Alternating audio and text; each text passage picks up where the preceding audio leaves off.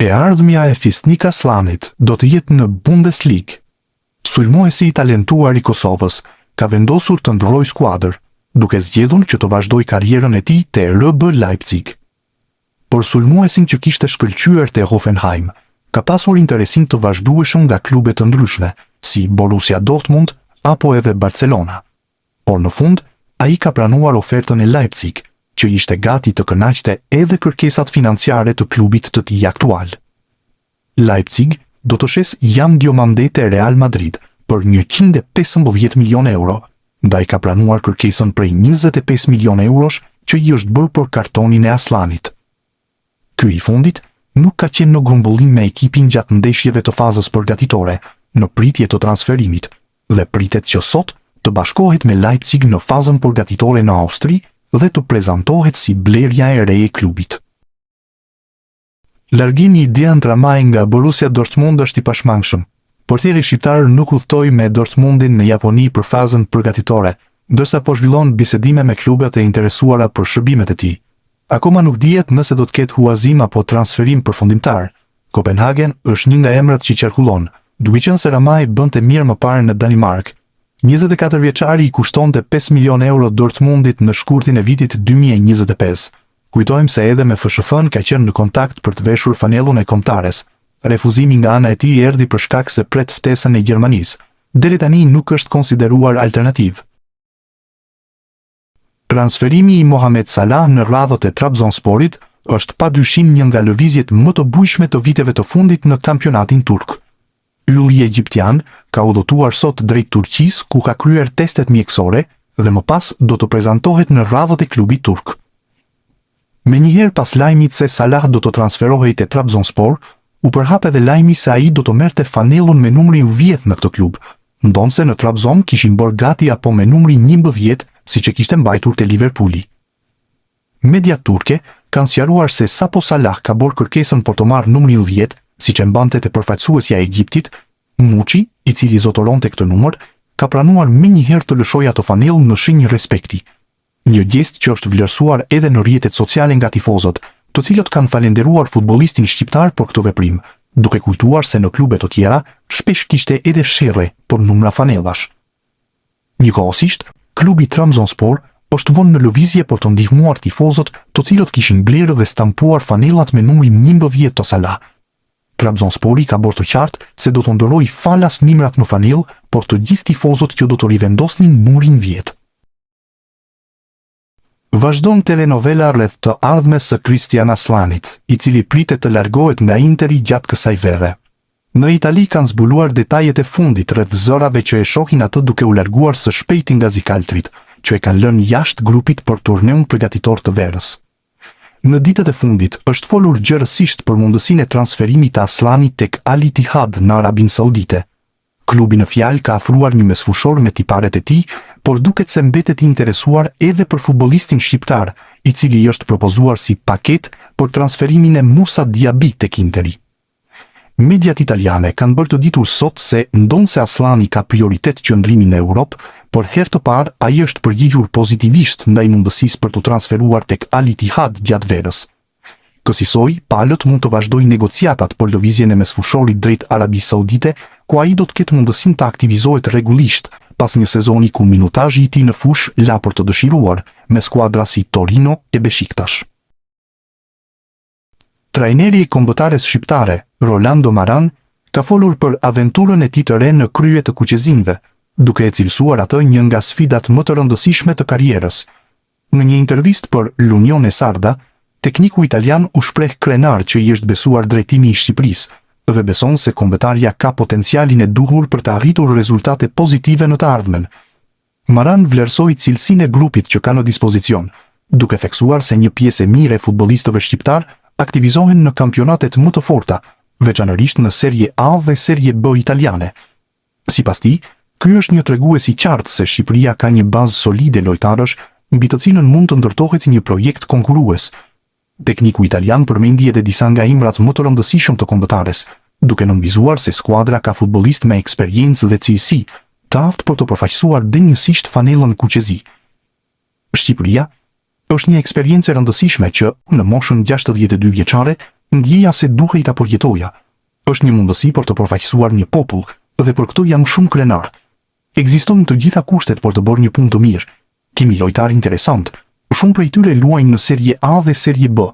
Mendoj për Ramadanin, Gjimshitin, Ismailin, Aslanin, Berishën, Shpendin dhe po ashtu Sherrin. Ernest Muçi është kthyer në një nga emrat më të lakuar në Turqi në vitin e fundit dhe paraqitjet e tij kanë zgjuar interes edhe jashtë saj. Interesimi nuk ka munguar për futbollistin shqiptar dhe tashmë Trabzonspori ka vendosur edhe çmimin e kartonit të tij. Sipas mediave turke, pas interesimit më të fundit të Aston Villës, presidenti i Trabzonsporit, Ertugrul Dogan, u ka komunikuar anglezëve se negociatat për Muçin nuk do të nisnin poshtë shifrës së 20 milion eurove, duke bërë të qartë se sa vlerëson kartonin e sulmuesit shqiptar. Aston Villa për momentin është tërhequr, por kjo shifër është ajo që është vendosur nga klubi për çdo ekip që pretendon të sigurojë shërbimet e Muçit, i cili ka qenë një nga zbulimet e sezonit të kaluar në kampionatin turk dhe është kthyer në një nga emrat më të rëndësishëm të Trabzonsporit.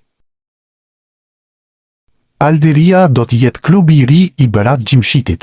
Kapiteni i kombëtares shqiptare e ka kërkuar vetë largimin nga Atalanta, ndërsa u bind nga paga e lartë që do përfitojë në Arabinë Saudite. Atalanta ndërkohë do të marrë 3 milion euro nga kjo lëvizje e papritur. Dhe pse Atalanta kërkonte ta kishte edhe për këtë sezon, duke qenë se ka mbetur vetëm një vit kontrat, nuk është bërë pengesë. Bruno Lage, i cili më parë drejtonte Benficën apo dhe në Premier League, është trajneri i Aldiria. Këto të fundit sapo janë ngjitur në elitën e futbollit arab. Investime të tjera me peshë priten në vazhdim. Synim nuk është vetëm bjetesa.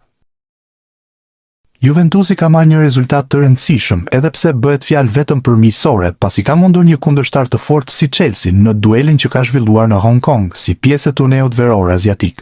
Sfida mes dy skuadrave që janë në mes të përgatitjeve për sezonin ka qenë e luftuar, ndërsa diferencën e ka bërë vetëm një gol i shënuar në pjesën e dytë nga Edon Zhegrova. Sulmuesi i Kosovës shënoi një gol spektakolar me të majtën pas një asisti me thembër të Yildiz, duke i dhënë suksesin 1-0 Juventusit. Kjo ishte fitoria e tretë radhazi në miqësore për Juventusin, pas atyre me Standard Liège dhe Nicën, ndërsa testet e radhës janë në Australi, ndaj Interit dhe Palermos. Berat Gjimshiti është shitur tek Aldiria në Arabinë Saudite. Klubi sapo është ngjitur në elitë, ndërsa ka paguar 3 milion euro për transferimin. Aldiria ka arritur marrëveshjen verbale për të nënshkruar me Berat Gjimshiti nga Atalanta. Shifra e transferimit është 3 milion euro, ndërsa kontrata e vlefshme deri në vitin 2028 për qendërmbrojtësin, siç konfirmojnë burimet në Arabinë Saudite. Shkruan Fabrizio Romano. Gjimshiti kishte edhe një vit të mbetur kontratë. Nga Atalanta largohet si legjendë ndërsa u transferua në janarin e vitit 2016. Kapiteni i kombëtares largohet me kujtimin e 334 ndeshjeve. Gjatë kësaj kohe shënoi 11 gola dhe asistoi 10 të tjerë. 33 vjeçari nuk qëndroi në ekipin e Mauricio Sarrit. Ky i fundit preferon mbrojtjen me 4 lojtar, e cila nuk i përshtatej plotësisht Gjimshitis. Për Gjimshitin bëhet eksperienca e parë jashtë Europës. Më parë ka luajtur në Zvicër dhe Itali. Genoa është mboshtur me rezultatin 10-1 në miqësore ndaj Bournemouth. Kështu u mbyll edhe faza përgatitore në Angli, ndërsa sfida me ekipin e Premier League solli 11 gola në total. Duhet saktësuar se sfida e rallë u luajt me 4 pjesë 30 minutëshe. Mario Mita ndërkohë e nisi titular në debutimin me ekipin e trajnerit De Rossi. Sfida në fjalë u luajt në stadiumin e Bournemouthit në Angli, por me dyert të mbyllura e pa tifoz apo kamera që e filmojnë, pasi do u shërbente dy ekipeve vetëm si testim të ndryshimeve që mund të bëjnë gjatë lojës. Kujtojmë se Mita ju huazua me opcion blerje në Serie A. Genoa ndërkohë duket se ka nevojë akoma për përforcime në sezonin e ri. Armando Broja shfaqet si opcion për West Ham. Bisedimet me Burnley kanë nisur, edhe pse është vetëm fillimi i tyre. Roshane Thomas, i cili është korespondenti i West Ham dhe punon për The Athletic, jep informacionin e detajuar. Oli Skarls mund përfshihet në marrëveshje nga West Ham për të ulur koston nëse do të ketë transferim përfundimtar. Fakt është se West Ham ka shfaqur edhe më parë interes për sulmuesin e kombëtares. Gjatë kësaj kohe është përmendur edhe Lazio, ndërsa largimi nga Burnley duket i pashmangshëm. West Ham është një nga klubet historik të Anglisë. Në vitin 2023 ja doli të fitonte edhe ligën e konferencës. Edicioni i kaluar ishte një nga zhgënjimet më të mëdha. kjo pasi ra nga kategoria dhe do të luajë në Championship. E ardhmja e Alen Sherrit te Cagliari vijon të jetë e paqartë, ndërsa emri i portierit kombëtares shqiptare vazhdon të qarkullohet në merkaton italiane. Sipas Il Secolo XIX, Spezia po kërkon një portier të ri, pasi pista që qonte te Davide Merelli është komplikuar. Favoriti i momentit mbetet Alessandro Mikai, i cili aktualisht është lojtar i lirë pas përfundimit të kontratës me Reggianën. Megjithatë, Spezia është gati të intensifikojë kontaktet për Alen Sherrin. Portieri shqiptar po zhvillon fazën përgatitore me Cagliarin, ndërsa drejtuesit e klubit sart pritet të marrin një vendim për të ardhmen e tij pas ndeshjeve miqësore të verës. Specia e vlerëson Sherrin si një profil me eksperiencë dhe cilësi, ndërsa interesimi për gardianin kuqezi mbetet aktiv në pritje të zhvillimeve të ditëve në vijim. Në rast se pista Mikai dështon, Alen Sherri pritet të jetë emri kryesor që synohet për të marrë vendin mes shtyllave të skuadrës ligure që militon në Serie A. Christian Aslani duhet të presë për të mësuar të ardhmen e tij, e cila padyshim do të jetë larg Interit. Zikaltrit nuk e marrin më në konsiderat si pjesë të tyre dhe po mundohen që t'i gjejnë një sistemim, por për momentin ende pa sukses.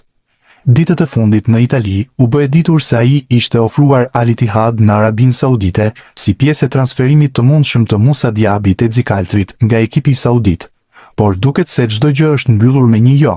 Pa filluar mirë, pasi Al Ittihad ka bërë lëvizje të tjera. Mediat ndërkombëtare raportojnë se klubi në fjalë ka gjetur akordin për transferimin për 19 milion euro të senegalezit Dion Lopi nga Almeria. Futbollisti në fjalë luan në të njëjtin pozicion si Aslani, e kështu është e qartë se klubi saudit nuk do të hedhë hapa të mëtejshëm përmes fushorin shqiptar, edhe për faktin se rregulloret e kampionatit kufizojnë numrin e të huajve në fushë. Ndaj Aslani mbetet në pritje për të mësuar të ardhmen e tij me negociatat me klube të ndryshme që nuk kanë gjetur një fund të lumpur deri tani, edhe për çështje ekonomike, pasi lojtari ka një rrogë të lartë, apo edhe për kërkesën e rreth 10 milionë eurove nga Interi për kartonin e tij. Gjatë një interviste të dhënë për Sky Sport, Mërgim Vojvoda ka folur për javët e para të tij te Udinese. Ish lojtari i Komos ka treguar: "Kam ndjerë një besim të madh nga ana e klubit dhe kjo është shumë e rëndësishme për mua. Jam shumë i lumtur. Dua të provoj të bëj diçka të bukur dhe më të mirë se në të kaluarën." Runjaic, kemi biseduar, ai është i kënaqur që më ka këtu. Vojvoda ka dhënë edhe një koment për Nicolo Zaniolon. "E dim që ka cilësi të mëdha, që mund ta ndihmoj skuadrën.